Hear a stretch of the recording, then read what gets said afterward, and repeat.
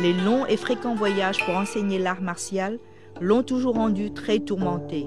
Elle qui, en femme responsable, s'occupe de sa famille et fait prospérer leur fortune, a-t-elle bien fait son devoir d'épouse et de mère?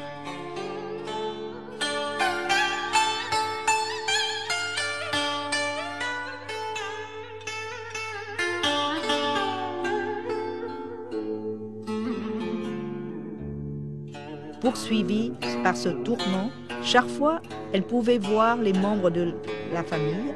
Elle voulait les compenser pour son manque de devoir, car la famille est le support, la grande consolation pour n'importe qui veut se lancer à l'extrême aspiration dans la vie.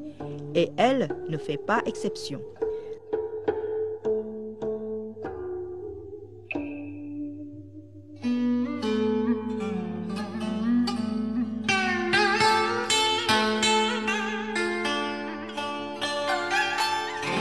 Son âme serait peut-être apaisée quand, avec sa petite fille, elle retrouvait les quelques lotus rares dans la haute région de Tayson.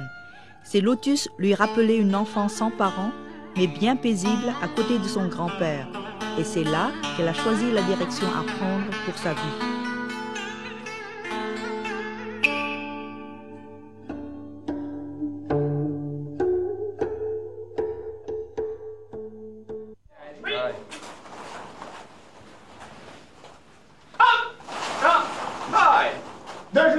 Je passe, je frappe maintenant. D'accord? On pivote avec le corps. Pivote. De retour en France, Maître Ho Hui retrouve toujours la paix dans l'âme. Par son prestige et son talent, Maître Ho Hui faisait l'objet d'admiration du maître suprême de l'école Go Long Bo Dao de Nice, France, Maître Trần Hoài Ngọc, qui lui a remis l'épée de commandement et cédé le titre d'honneur de maître suprême de son école.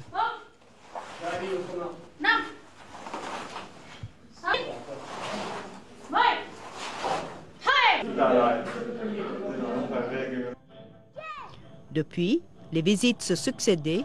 Parfois, certains disciples de l'école Go Long Bo Dao revenaient au Vietnam pour apprendre davantage les techniques avec la maître. Et quand elle venait à Go Long Bo Dao, tous les élèves pouvaient étudier en direct avec la maître. De ce fait, l'école Go Long Bo Dao était plus fréquentée car chaque disciple souhaitait apprendre d'elle une technique de coup rapide et précise. Rồi, chị đứng đây chị coi.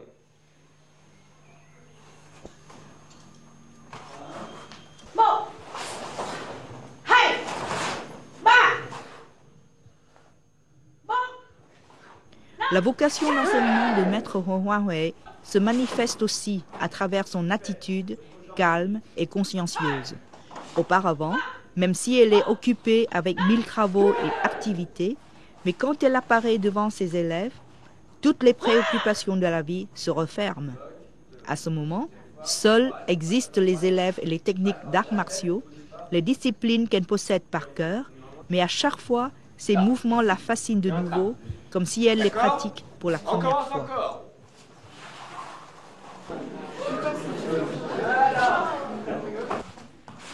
Vô sửa.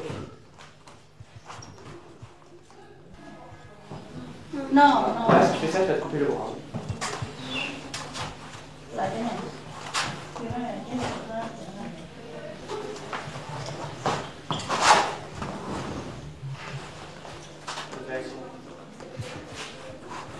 Les cours de Maître Ho Hui ont toujours attiré les élèves parce que, souvent, elle tire de chaque technique les coups d'attaque, de libération, de réaction rapide et de défense efficace, pouvant ainsi aider l'élève à réagir dans n'importe quelle situation. C'est pourquoi la pratique de l'art martial traditionnel vietnamien ne se limite pas à l'exercice physique pour garder une bonne santé. L'art martial traditionnel vietnamien représente le traitement très subtil et avantageux de chaque situation de la vie courante. Mấy đứa làm lại đi. Chuẩn bị.